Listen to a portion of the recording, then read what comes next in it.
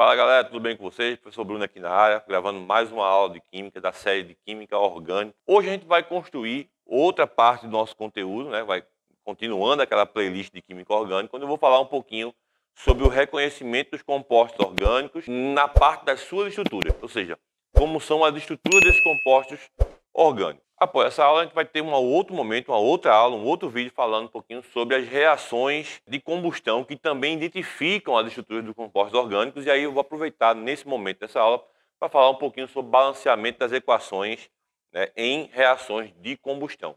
E aí a gente vai revisar o que é reação de combustão e tudo mais, vai falar um pouquinho de balanceamento, de equação, dá para reviver um bocado de conceito aí, é bem interessante, tá? Mas hoje, nesse momento, eu preparei aqui para vocês um quadro onde eu vou falar um pouquinho sobre os principais compostos orgânicos, as principais classes de compostos orgânicos. Mas, Bruno, isso aqui que você colocou não é o principal. Calma, isso aqui é basicamente a estrutura base, o alicerce para qualquer outro composto orgânico que você vai encontrar no seu estudo da química orgânica, certo? Então, aqui eu trouxe para vocês hoje, né, os hidrocarbonetos e as suas fórmulas gerais. Beleza, hidrocarbonetos tem uma série enorme, porém a gente vamos reduzir, vamos filtrar isso aí para o que a gente vai trabalhar no ensino médio. Então, basicamente, eu trouxe 6 para vocês aqui hoje, e aí eu vou tentar falar, né, rapidamente de todos eles, tá? Primeiramente, os alcanos, alcenos, alcinos, e aí, quando você avança na química orgânica, que vai estudar polímeros, por exemplo, a gente tem os dienos. Eu coloquei aqui os eninos, só para colocar mesmo, tipo, eu nunca vi questão com enino aparecer em vestibular, nem Enem. E os aromáticos, que a gente viu num outro vídeo que está na playlist no final desse vídeo, certo? No final desse vídeo tem uma playlist. Então, preciso que você fique comigo bem espertinho, fique ligadinho. Essa aula é bem rápida, eu vou só preencher algumas coisas aqui e a gente encerra e já parte para outro vídeo, beleza? Vamos embora? Hidrocarbonetos são compostos formados apenas por carbono e hidrogênio. E é aí que está a importância deles. Por quê? Porque todos os outros compostos orgânicos, todas as funções orgânicas que você for estudar daqui para frente, vai ser com base no hidrocarboneto. O hidrocarboneto é o segundo postulado que é Kekulé, quando ele fala que o carbono pode formar cadeias. Então é aí que a gente vai começar a construir moléculas a partir dessas cadeias. E quem faz isso são os hidrocarbonetos. Se eu coloco um NH2, um OH, uma dupla O, o que for, um enxofre, um metal, vai depender basicamente do hidrocarboneto, que é a estrutura base. Inclusive, é ele quem dá o nome final do composto. Então, para isso, a gente vai entender os 3 primeiros principais, alcanos, alcenos e alcinos. O que varia em cada um deles? O tipo de ligação que esse hidrocarboneto está fazendo. Então, por exemplo, nos alcanos, vamos encontrar apenas ligações simples. E aqui eu tenho um exemplo de um alcano para que você possa ver. Aqui eu tenho, por exemplo, C2, 2 carbonos, certo? 2 carbonos. E tenho 1, 2, 3, 4, 5, 6 hidrogênios. 6 hidrogênios. Observe que eles têm uma relação entre carbono e hidrogênio. E é essa relação que eu vou colocar aqui em cima. Ó. Veja só, o número de hidrogênios aqui, ele é o dobro. Ó. Tá vendo? O dobro mais 2. Então, se você olhar direitinho, 2 vezes 2 dá 4. 4 mais 2 dá 6. Então, a gente pode escrever todo e qualquer alcano, ficou alcano, né? Errado. CN, onde esse N é o número de carbonos, e o H, porque é sempre carbono e hidrogênio, não é isso? CNH, 2 vezes N mais 2. CN, 2 vezes N mais 2. Certo, pessoal? Então, ó, o número de hidrogênios é sempre o dobro do número de carbonos mais 2. Pegando essa lógica, a gente vai ver o que é o alceno. Já no alceno, a gente vai ter uma ligação dupla. Observe, eu tenho uma ligação dupla. Se eu tiver 2 ligações duplas, eu passo a ser dieno. Se eu tiver 3, vai ser trieno. Se eu tiver de 4 para cima, polieno. Beleza? Então, o alceno, ele tem uma ligação dupla no meio da cadeia, diferentemente do hidrocarboneto do alcano, que só tem ligação simples entre carbono. A ligação entre eles é simples, certo? E também tem uma fórmula geral. Essa fórmula geral escreve assim, ó. 2 carbonos, e aqui eu tenho 1, 2, 3, 4. 4 hidrogênios. O número de hidrogênios é um dobro do número de carbonos. O número de hidrogênios é o dobro do número de carbonos. Como é que eu escrevo isso de uma maneira geral? CNH duas vezes N. O número de hidrogênios é o dobro do número de carbonos. Certo, pessoal? Tudo tranquilo até aí? Eu trago, por último, para esse momento, os alcinos, tá certo? Os alcinos e dienos, né? Porque, na verdade, alcinos e dienos vão obedecer à mesma regra geral, porque se você não viu o vídeo onde eu falo sobre hibridização de orbitais, assista esse vídeo que ele é muito importante. Ele vai falar que, basicamente, os tipos de ligação que o carbono pode fazer, ele faz 4 ligações, mas ele faz 4 ligações de 3 maneiras diferentes, basicamente, né? Simples, dupla, uma tripla ou 2 duplas, né? São 4 ligações, são 4 maneiras diferentes de fazer ligação. E aqui, os alcinos ou dienos, eles vão obedecer à mesma estrutura geral, só que de formas diferentes.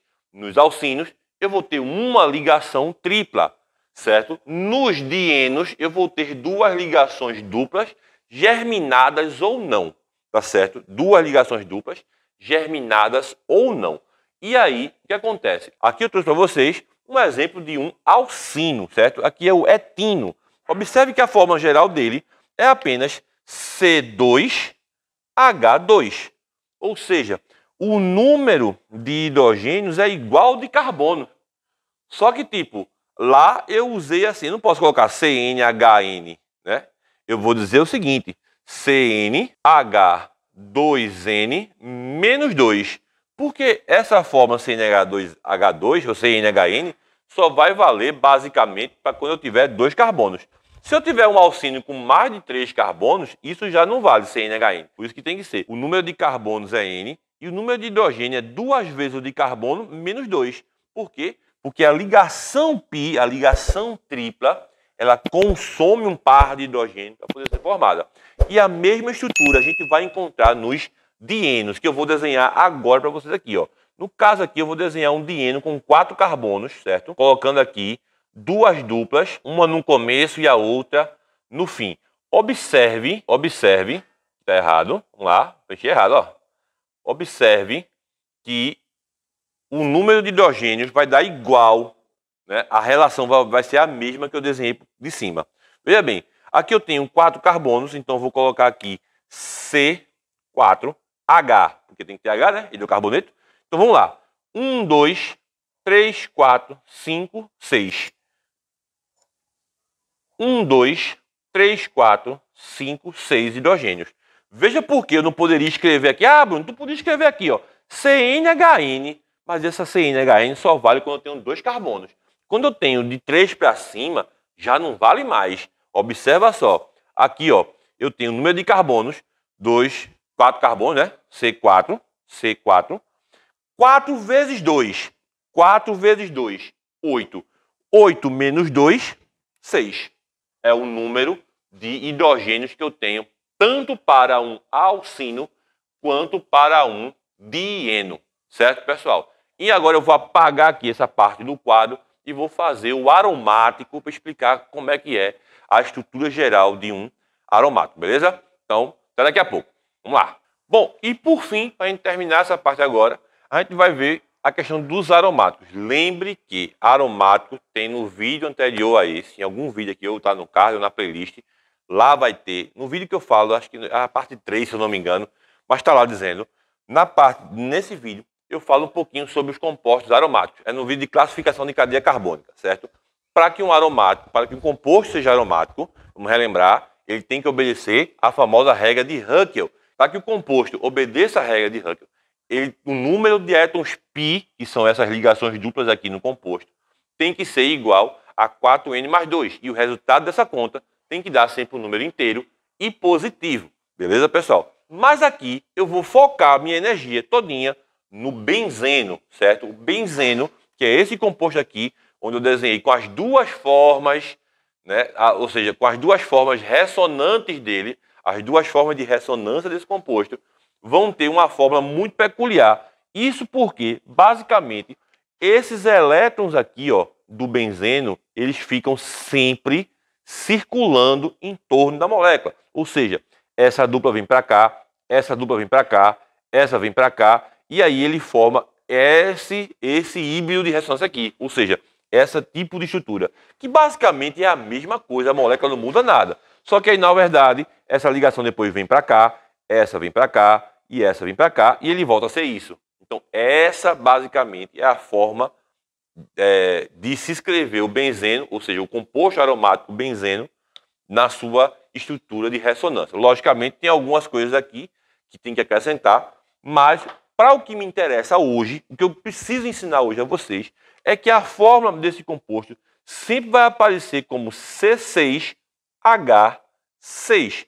Por que isso? Por conta dessa ressonância que acontece no benzeno, o carbono só consegue ter um hidrogênio. Cada carbono só consegue ter um hidrogênio. E aí, por quê? Basicamente, eu tenho dois carbonos aqui, ó. Aqui eu tenho um carbono, aqui eu tenho um outro. Então, aqui eu tenho uma ligação dupla. 1, 2, 3, 4. Esse carbono aqui, ó. 1, 2, 3 e o 4 daqui. Esse carbono de cá, ó. Esse carbono, qualquer um que você pegar, é a mesma coisa. Esse carbono que eu marquei aqui com a bolinha, ó. Ligação 1, 2, 3 e o hidrogênio 4. Esse de cá agora, 1, 2, 3, 4. Então, essas ligações que o benzeno faz, as 4 ligações que o benzeno faz, basicamente ficam em função dessa ressonância, essa ligação dupla que ele faz.